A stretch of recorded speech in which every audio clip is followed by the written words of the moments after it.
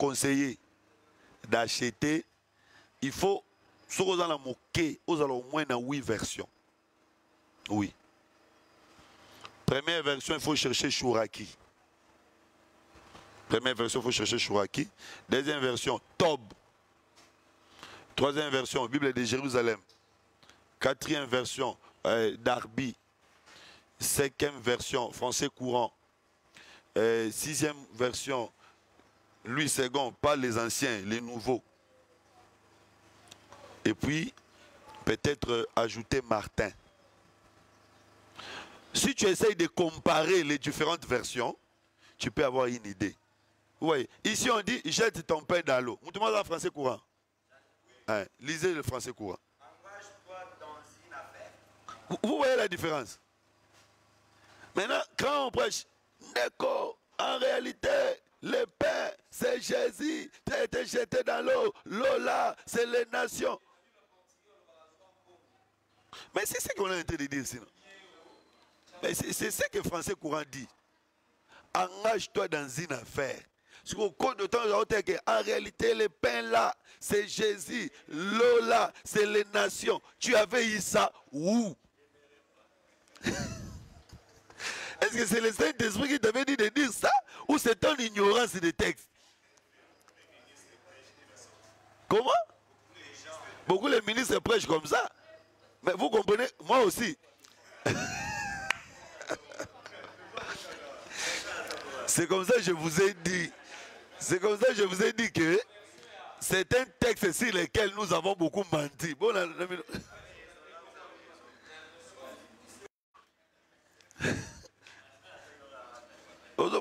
donc, nous sommes censés, quand on est maître, on est en train de donner un enseignement, il faut s'arranger pour avoir plus de connaissances, afin de donner des connaissances qui vont servir les gens. Donc, ici, quand on veut interpréter, il faut vraiment chercher la compréhension des textes. Donc, la difficulté, c'est quoi? Je crois que je le disais ici, on va en parler au 3e niveau, quand on va arriver au 3e niveau. Les problèmes liés à l'interprétation des textes. Donc, chaque traducteur a sa source. Et c'est la différence des sources qui fait ça. Et puis, c'est aussi la différence de la... Ça peut être la même chose dans les textes originaux. Ça peut être les mêmes choses. Maintenant, comment traduire ça? Je donne un exemple. En lingala, quand on dit, quand je dis en français, viens, ou je pars. Hein, quand je dis je pars, traduisons en lingala. Nakei. Nakei. Nakei. Vous voyez? Donc, des mots, mais qui dit la même chose. Maintenant, chaque traducteur choisit celui qu'il trouve le plus clair. Quand on dit jette ton pain dans l'eau, tu le retrouveras, c'est une expression. C'est une expression. On ne parle pas du pain, on ne parle pas de l'eau, mais on parle de l'investissement. Si toi tu prêches ça comme pain, tu es en train de mentir les gens. Ce n'est pas le pain, ce n'est pas l'eau, mais c'est l'investissement. Continue avec français courant. Engage-toi dans une affaire, C'est une expression. Un jour tu peux y retrouver ton compte. Donc, je répète pour les amis qui nous ont rejoints en ligne, nous sommes en train d'étudier Ecclésiaste chapitre 11. Les versions ordinaires, notamment Louis II. Et puis je vous dis, Louis II n'a jamais été une meilleure version. Dans toutes les versions, dans toutes les traductions qui existent, Louis II peut être le dernier. Car si on a tout ça, l'échec qui n'a pas compréhension du texte, parce que tout ça qu'on utilise l'échec qui n'a pas bango.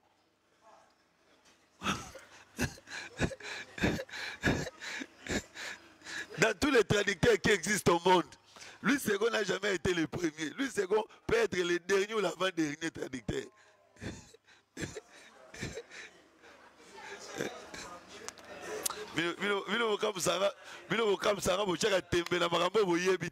Qu'est-ce que vous en savez?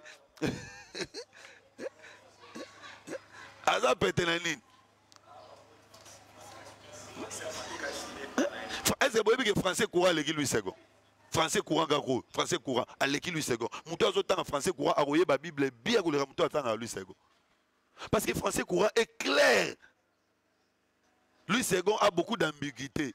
D'abord des langages, la notion de la clarté, il a beaucoup de problèmes. Le français courant est plus clair. Maintenant, si on quitte la notion de la clarté, lui second, il y a traduction et belé. Moi, les logos, bien na traduction, mais il y a même un mot et belé. Mais to kangamanae, to lulae. Version Tob. Tel ou kuta. Français a facile, les français courant. Kasi yango batu ba bébate, moi ni soki référence nous les chèques. Yo pe mamo remis les chèques sans le savoir. Donc, quand on parle du pain, donc c'est une expression. On est en train de dire que investi dans les affaires, tu vas récupérer. Revenons maintenant. Prenons-lui second. Prenons-lui second. Continue. Deuxième verset. Vous devez attendre lui second. Puis il attend. Donne-en une part à 7 Hein? et même à 8. Hein? Car tu ne sais pas quel malheur peut arriver sur eux. Jette ton pain dans l'eau, tu les retrouveras. Donne-en. Donc les pains là, donne une part à 7 et à 8, car tu ne sais pas quel malheur arrivera sur la terre. Alors maintenant, est-ce que ça c'est clair d'abord? Alors maintenant dans le français courant. Lui c'est quand ça sera clair. Investis ton argent dans plusieurs affaires. Hein? Car tu ne sais jamais quel malheur peut arriver sur la terre. Vous voyez? Investis ton pain. Reprends à partir du verset premier. Engage-toi dans une affaire. Hein? Jette ton pain dans l'eau. Prends des risques. Engage-toi des... Vous voyez que quand on jette le pain dans l'eau, on court un risque. Et Panzala. Lui, c'est comme maintenant à parler dans un langage énigmatique. Mais le français courant, il dit clairement engage-toi dans une affaire, même en courant des risques. Continue. Un jour, tu peux y retrouver. Hein? Voilà. Bien plus, investis ton argent dans plusieurs affaires. Donc, quand il lui dit, la donne-en à 7 et à 8, tu vas nous bundanaka, oh 7 wana, 8 wana. En réalité, 7 c'est l'église, 8 c'est Israël. Parce qu'il y a 7 lettres. Israël, circoncision. Lokutanayo.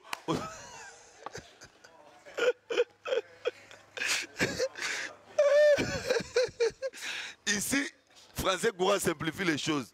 Il dit engage-toi dans plusieurs affaires. Continue. Car tu ne sais jamais quel malheur peut arriver sur la terre. Voilà. Bon, en bref, nous avons compris d'abord sur le plan littéraire que cela est en train de parler sur l'investissement. Les gens doivent avoir le courage d'investir. Et puis quand tu investis, n'investis pas dans une seule affaire. Parce que si tu mets ton argent dans une seule affaire et que ça échoue, tu vas rester main vide. Mais l'homme sage nous donne le conseil de diversifier les investissements. Plus tu diversifies les investissements, tu as l'idée ou tu as l'assurance que tu vas réussir dans ce que tu fais. Déjà, on nous dit de ne pas avoir peur. Si tu veux faire quelque chose, n'aie pas peur que je vais échouer. Ose.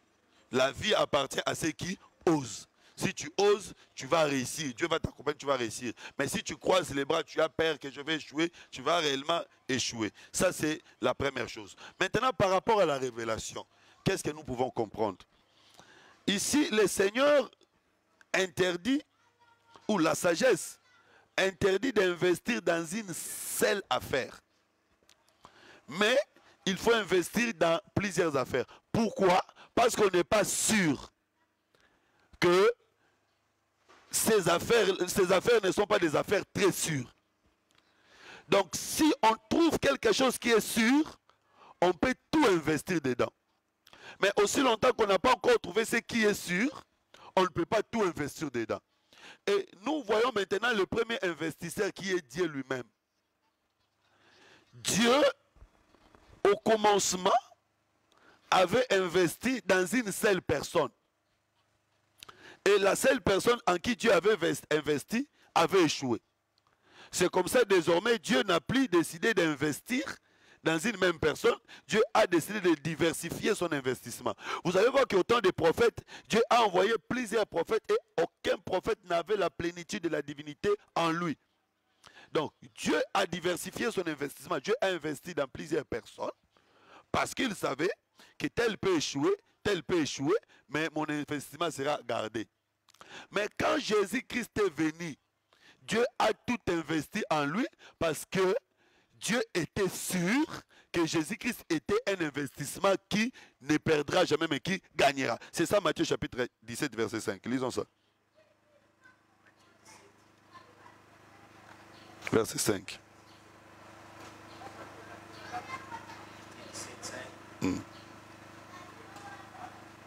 Comme il parlait encore, une nuée lumineuse les couvrit.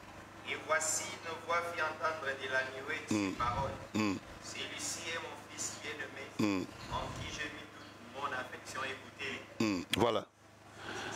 Donc, il y avait Moïse, il y avait Élie à côté de lui, et Pierre a demandé au Seigneur qu'on construise 3 tentes, mais la nuée a répondu à Pierre qu'on ne peut pas construire 3 tentes, mais une seule tente.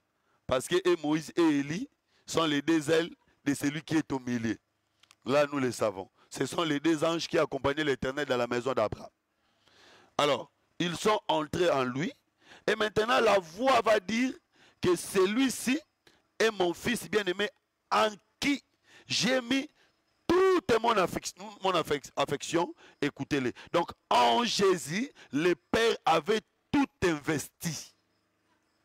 Pourquoi le Père a tout investi en Jésus? Parce que le Père considérait Jésus comme étant un investissement sûr.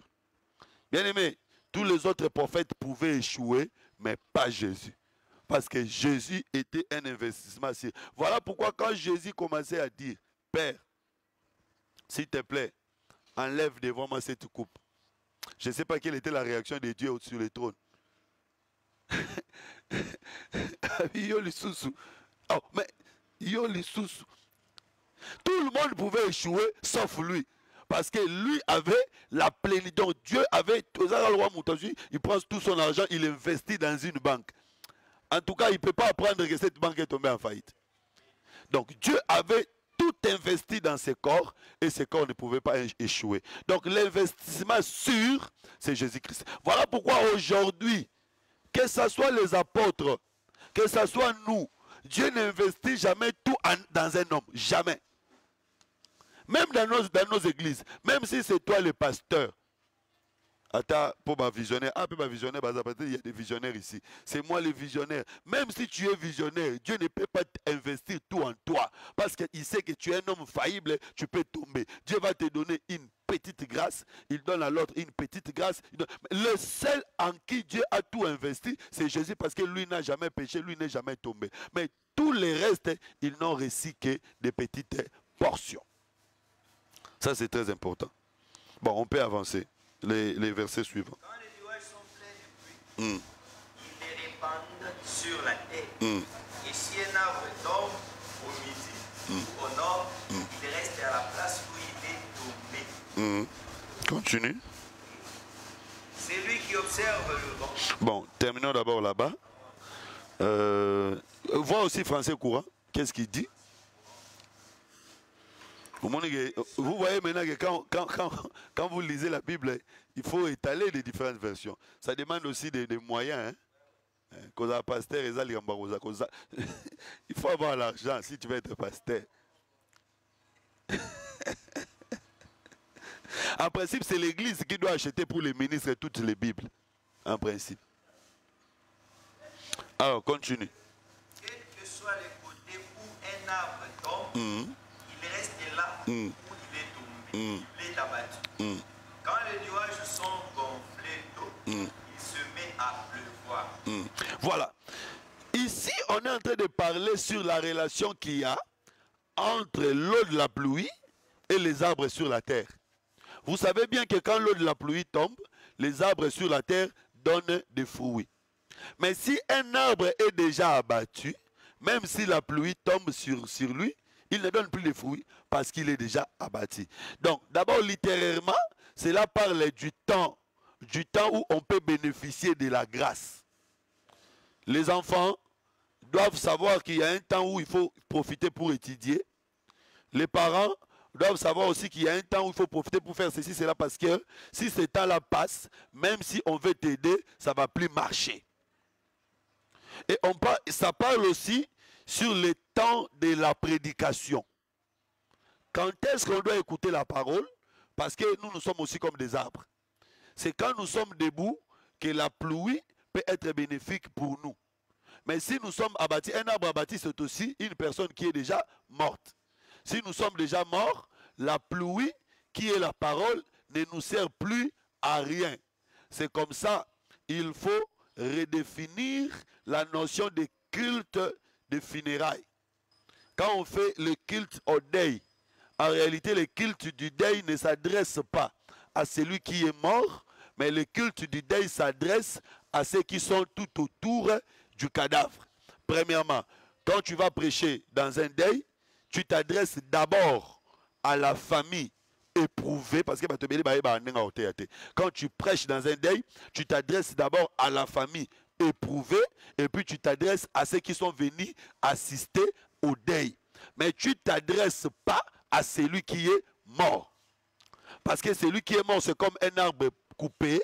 L'eau de la pluie ne lui apportera rien. Vous savez, cette histoire des catholiques, des ventes des indulgences, où les parents à l'époque payaient de l'argent pour leurs enfants qui sont morts dans les péchés, afin qu'on leur change de lieu, qu'ils quittent le purgatoire ou le lieu de tourment pour les amener. Personne n'est capable de le faire. Mais si nous montons un peu de degré, d'abord lisons Jude chapitre 1, verset 12. Jude chapitre 1, verset 12. Bon, Jude, c'est déjà toujours le chapitre 1. Jude 12. 12. Ce sont des écueils dans vos agapes, faisant un bonne chair, se répétant eux-mêmes. Ce sont des nuées sans eau. Il est en train de parler de faux prédicateurs. Il dit les faux prédicateurs sont des nuées sans eau. C'est qu'un prédicateur, c'est une nuée qui doit garder à son sein de l'eau pour répandre sur la terre. Vous voyez? Donc, quand on dit que quand le nuée est plein de la pluie, en réalité, l'homme sage n'est pas en train de parler sur les nuages physiques, il est en train de parler sur les nuées spirituelles qui sont le prédicateur. Un prédicateur doit être nué avec eau. Maintenant, il y a des nuées sans eau. Vous savez, à un certain moment, il y a des tonnerres qui se font au ciel. Donc, c'était des nuées qui n'avaient pas des eaux. Et généralement, les nuées qui n'ont pas des eaux font beaucoup de bruit. Des gens qui n'ont pas d'enseignement, ils font beaucoup de tapage, beaucoup de bruit. Celui qui a la parole parle. Quand quelqu'un vient, on lui donne l'argent, il commence à tournoyer, tournoyer, tournoyer. Après, le temps finit, donc le temps me manque.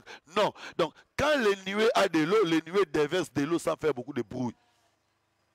Mais quand quelqu'un fait trop de bruit, c'est que c'est une nuée sans eau. Et les serviteurs de Dieu doivent être des nuées qui sont remplies des eaux. Allons dans Job. Job chapitre 38, verset 37.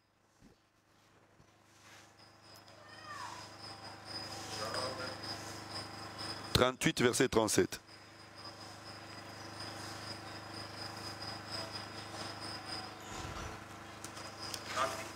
Qui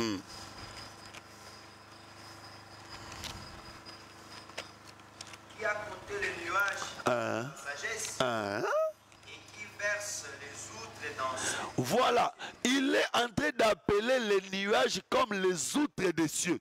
Outres, vase. C'est que les nuages, c'est un vase, mais un vase céleste, dans lequel il y a de l'eau. Maintenant, pour que ces eaux se répandent sur la terre, quelqu'un doit renverser. Vous voyez? Donc, Job ici, Dieu est en train de poser à Job la question, qui verse les outres des cieux. Donc, qui fait que les nuages puissent répandre de l'eau sur la terre. Mais avant de verser, il doit d'abord compter. Il a dit, qui a compté les nuages, qui a versé les outres des cieux. Donc, Dieu connaît le nombre des nuages. Quand on dit Dieu connaît le nombre de nuages, est-ce qu'il s'agit vraiment de ces nuages physiques?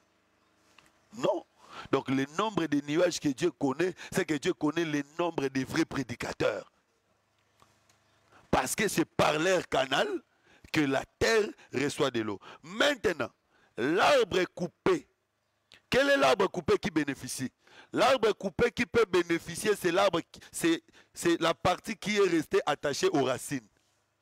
Donc quand un arbre est abattu, la partie qui est restée attachée aux racines a de l'espérance. Même quand Job disait, suivez ça, c'est très important. Quand Job disait que l'arbre a de l'espérance, même si on le coupe, il va encore. L'arbre qui a de l'espérance, c'est la partie qui est attachée aux racines. Si vous coupez un arbre, vous le séparez des racines, il n'aura plus d'espérance. Pour que l'arbre ait de l'espérance, elle doit être attachée aux racines. Voilà pourquoi nous disons que aussi, nos racines, c'est la doctrine des apôtres. Si nous sommes attachés à la doctrine des apôtres, nous avons l'espérance que nous irons à l'enlèvement. Donc, si nous sommes séparés de la doctrine, c'est fini, nous avons perdu de l'espérance. Et si nous rentrons au peuple d'Israël, l'espérance d'Israël, c'est quoi? Israël doit rester attaché à la foi d'Abraham, d'Isaac et de Jacob. C'est ça les racines. S'ils sont attachés à la foi d'Abraham, d'Isaac et de Jacob, ils ont l'espérance que quand la pluie viendra, ils vont encore pousser. C'est comme ça, vous allez voir que le roi de Babylone avait démoli les temples, mais il n'a pas démoli les fondements. Et même quand les Romains sont venus aussi, ils ont démoli les temples, ils n'ont pas démoli les fondements. Donc comme le fondement est encore là, c'est-à-dire la racine est encore là, quand la pluie viendra, l'arbre va encore pousser. Et vous devez savoir, mes chers bien-aimés, que nos fondements ou notre fondement, c'est Christ, c'est la parole, c'est la doctrine. Donc aussi longtemps que nous sommes attachés à la parole, aussi longtemps que nous sommes attachés à la doctrine, nous avons l'assurance. Donc, vous voyez que la pluie travaille plus pour ceux qui sont assis dans le fondement que pour ceux qui sont en dehors du fondement. Ça, c'est très important. Alors, nous pouvons continuer. Je pense qu'on a donné l'essentiel. Celui qui observe le vent ne s'aimera pas. Et celui qui regarde les nuées ne moissonnera pas. Comme tu ne sais point quel est le chemin de l'esprit, ni comment se forment les eaux dans le ventre de celle qui est enceinte. Ainsi tu ne connais pas l'œuvre de Dieu qui fait tout. Continue parce que c'est la même pensée. Sème ta semence et le soir ne laisse pas reposer ta main, car tu ne sais pas ce qui réussira. Ceci ou cela, ou si tous les deux seront également bons. Celui qui regarde les vents ne sème pas. Nous sommes au verset 4. Hein? Reprends. Reprends. Celui qui observe le vent ne s'aimera pas. Et celui qui regarde les nuées ne moissonnera pas. Comme tu ne sais point quel est le chemin de l'esprit, ni comment se forment les eaux dans les ventres de celle qui est enceinte, ainsi tu ne connais pas l'œuvre de Dieu qui fait tout. Attention, l'œuvre de Dieu, c'est Christ. Est-ce qu'on peut trouver ce verset-là? L'œuvre de Dieu, c'est Christ. Donc, il veut montrer... Bon, je vais revenir sur le plan moral. Mais ici, je vais d'abord trouver ces versets rapidement.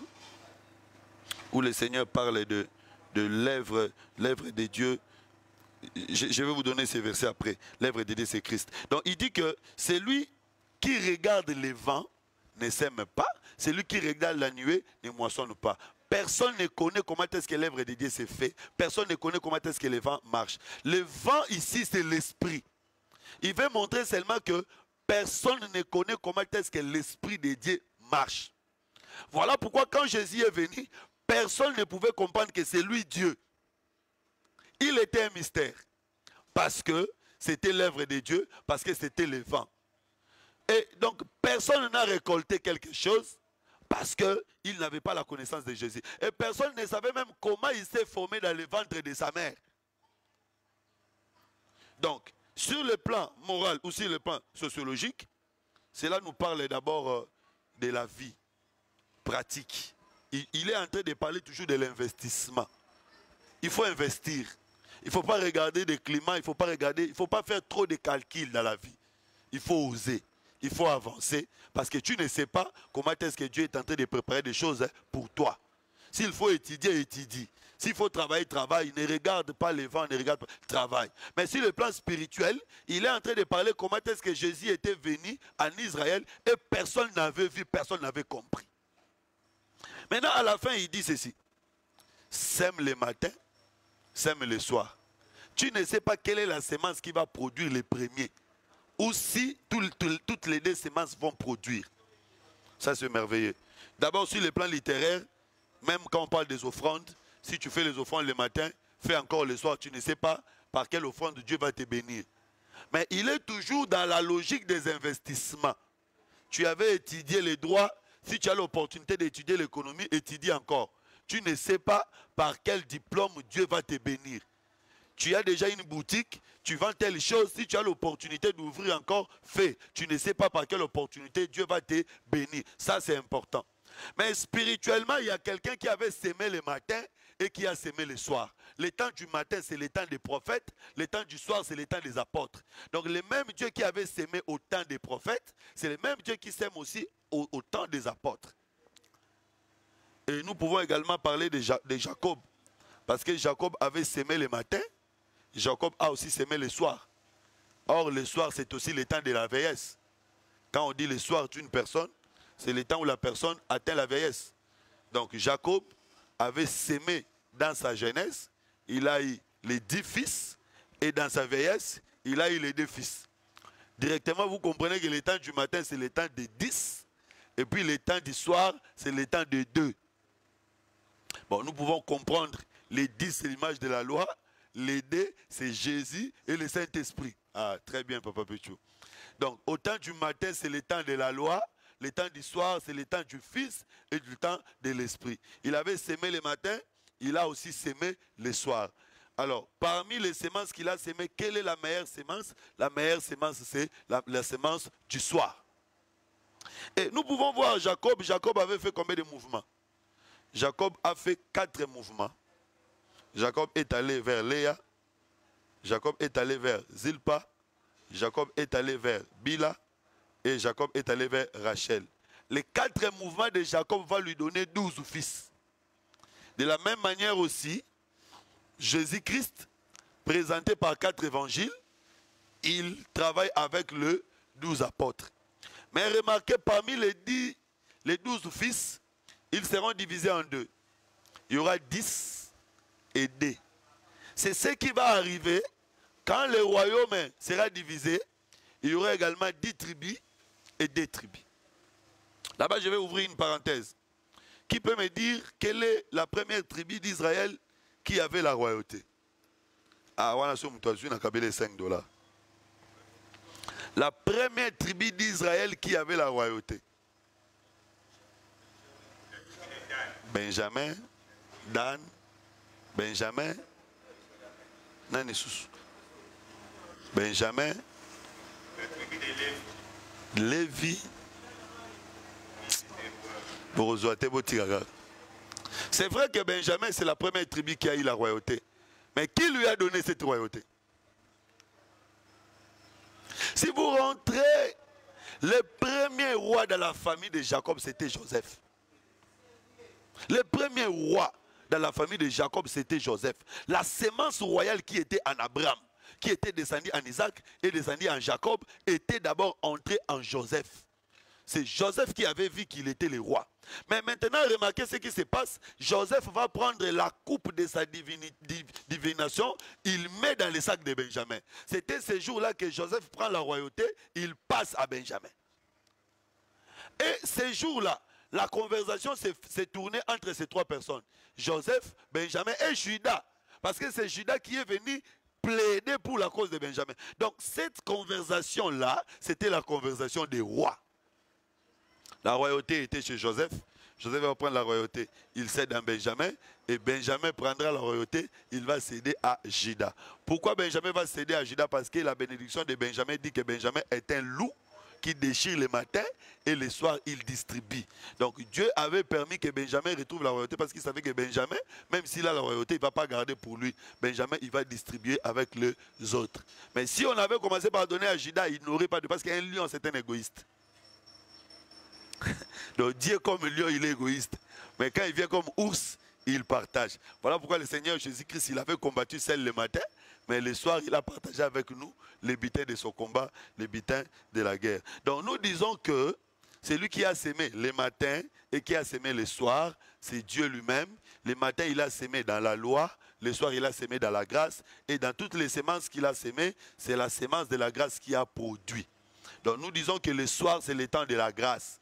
Et la sémence de la grâce, c'est le Fils et le Seigneur Jésus-Christ. Voilà. Nous pouvons continuer. La lumière est douce et il est agréable pour les yeux de voir le soleil. Mais si un homme vit beaucoup d'années et se réjouit en tout, il se souvienne aussi des jours des ténèbres, car ils sont en grand nombre. Ce qui arrive est vrai. La lumière est douce. Il est agréable de regarder le soleil. Mais si tu vis, même si tu vis pendant beaucoup d'années, tu dois te réjouir, mais tu dois savoir qu'il y a aussi les jours des ténèbres. Ça, c'est un avertissement pour nous qui vivons sur la terre.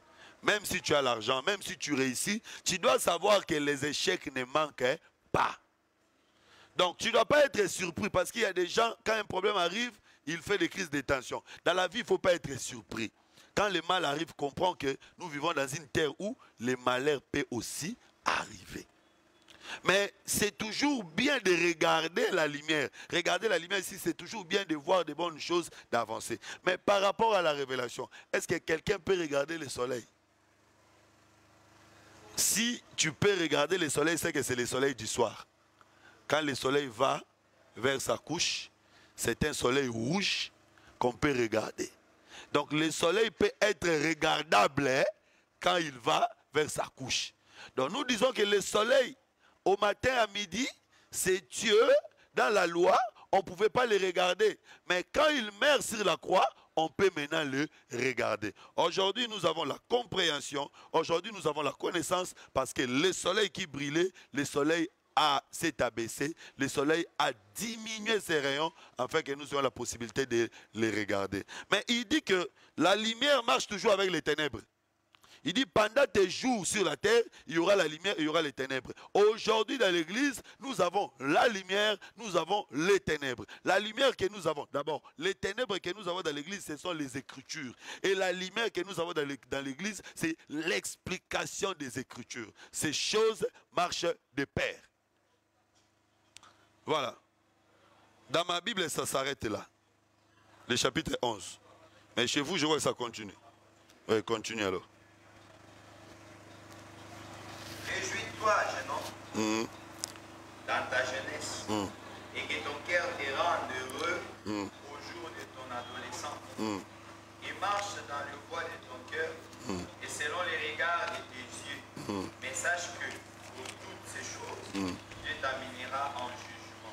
On dit, jeune, réjouis-toi de ta jeunesse, marche selon les voies de ton cœur, mais sache que pour toutes ces choses, Dieu va t'amener en jugement. De quel jeune on est en train de parler? Parce que vous voyez, le président de la jeunesse, Allah Likoutou Jires, il va prendre ces thèmes, mais aujourd'hui, dans la jeunesse, on va parler, jeune, réjouis-toi de ta jeunesse, fais ce que tu veux, sache que bien aimé, tu es en train de mentir. Nous, quand on croit en Jésus, on ne va plus venir au jugement. Jean chapitre 5, verset 24. De quel jeune on est en train de parler? Tu vois, au raté. Ah, tu comprends, tu écoutes. Même si tu dors. Jean chapitre 5, verset 24. Ouais.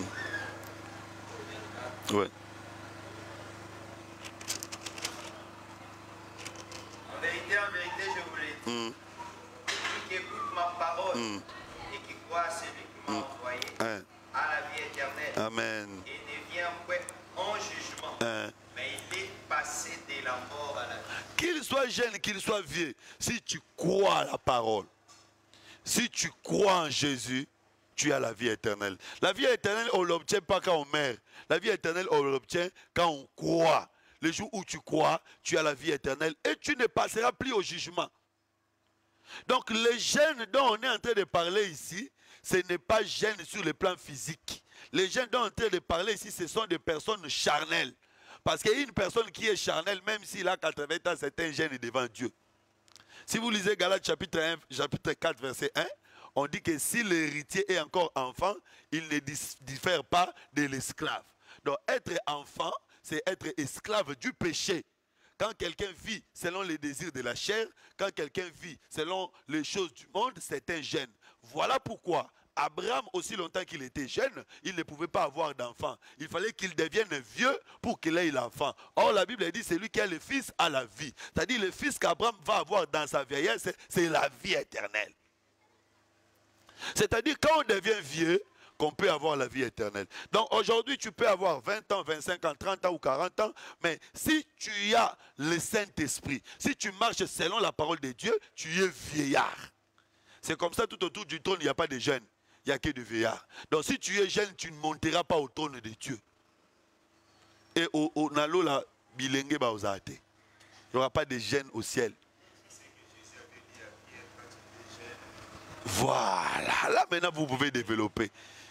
Quand il dit à Pierre que quand tu étais jeune, c'est-à-dire quand tu étais charnel, tu te conduisais toi-même. Mais maintenant que tu as grandi, tu vas pas te conduire toi-même, mais quelqu'un d'autre va te conduire. Et Dieu aussi était jeune. Quand est-ce que Dieu était jeune? Dans la loi, parce que dans la loi, Dieu donnait des ordonnances charnelles. Dans la loi, Dieu demandait de bœufs, des animaux. Voilà pourquoi Dieu dans la loi, il était aussi cruel, parce qu'un jeune, c'est celui qui réagit, qui frappe. Dieu dans la jeunesse, il frappait, il réagissait. Mais Dieu est devenu vieux sur la croix de Golgotha. Voilà pourquoi aujourd'hui, le temps de la vieillesse, c'est le temps de l'esprit. Quand il est devenu vieux, il ne frappe plus, il pardonne. Ça, c'est très important. Donc ici, nous pouvons dire que les jeunes dont on est en train de parler ici, ce sont des personnes qui sont charnelles. Quand quelqu'un est charnel, c'est un jeune, il fait tout ce qu'il veut, il passera au jugement. Mais quand quelqu'un est spirituel, il n'est pas jeune. Malgré qu'il peut être physiquement jeune, mais spirituellement, il n'est pas jeune. Donc, il ne passera pas au jugement. Je crois que c'est ça. Est-ce qu'il y a encore un autre verset? Ôte de ton cœur le chagrin et passer le mal loin de ta chair. Car les jeunes âges et l'aurore sont vains. Oui, c'est toujours dans la même logique. C'est-à-dire quand quelqu'un devient spirituel, il enlève des choses qui sont vanités parce qu'il sait que ça va passer. Alors maintenant, là aussi c'est important. Il dit les jeunes âges, je reprends ça. Les jeunes âges et l'aurore sont vanités. C'est-à-dire que la vieillesse reste pour toujours. C'est la jeunesse qui va passer, mais la vieillesse ne va pas passer. Or, la jeunesse, je vous ai dit, c'est aussi le temps de la loi. Il était déjà en train de montrer que le sacerdoce lévitique passera, mais le sacerdoce royal, le sacerdoce de la vieillesse ne passera pas. La chair passera, mais le spirituel, l'esprit ne passera pas. Je pense que là, nous avons fini. Est-ce qu'il y a une question? Pour Ecclésiaste chapitre 11.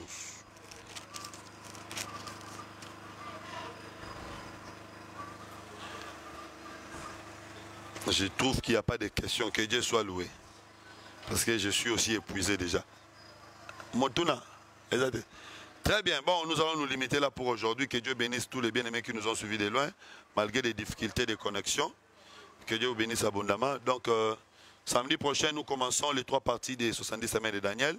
Et nous terminons aussi les livres d'Ecclésiaste pour que la semaine prochaine, que nous puissions reprendre les paraboles. Nous allons terminer par une prière. Bien-aimé David,